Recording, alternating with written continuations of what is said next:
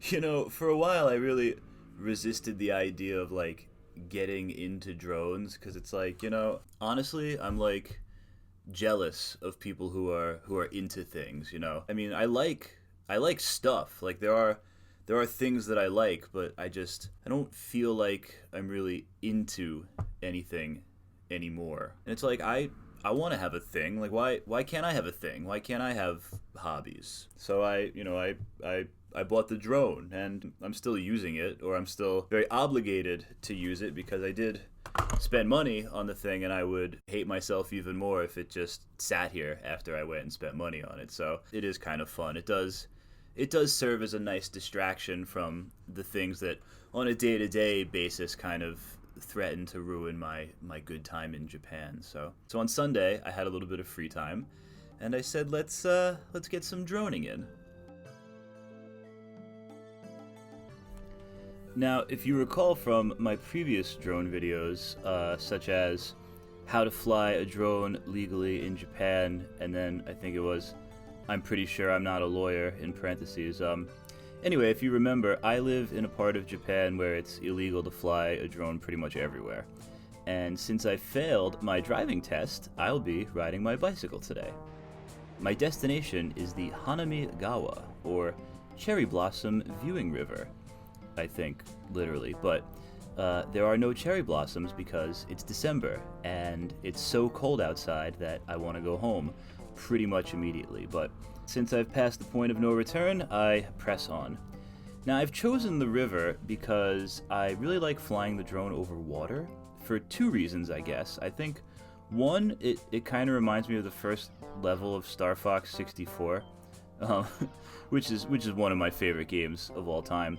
And two is that I think part of me is actually kind of hoping that it'll just suffer a malfunction and crash into the water. And this way, I won't have to be bothered with attempting to retrieve it, right? Like I can just wash my hands of the obligation to keep playing with the drone. I can just say, oh, I guess that was unlucky, not my fault, and then just leave the drone chapter of my life behind me. Or not. So I continue cycling, and I stop to check to see if I'm out of the forbidden zone yet, and I'm not. I'm annoyed, but yes, it's still too far to turn back. And so finally, I spot what appears to be a pretty solid launching area. My guess is that it's used for fishing, despite being eerily reminiscent of some kind of like demonic occult like altar seen in the game Siren. Another video game reference, which would be, tells the story of a Japanese village being taken over by these like, not really zombies, not ghosts, like something in between.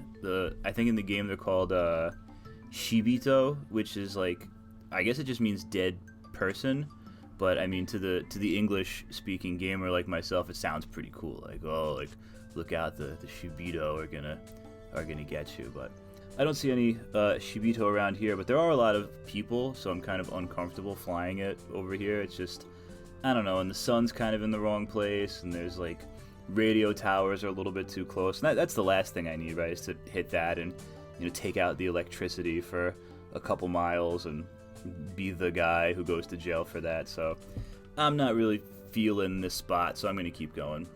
So I'm going, and finally I do find this little place that seems pretty nice, and I think this will be pretty cool from here.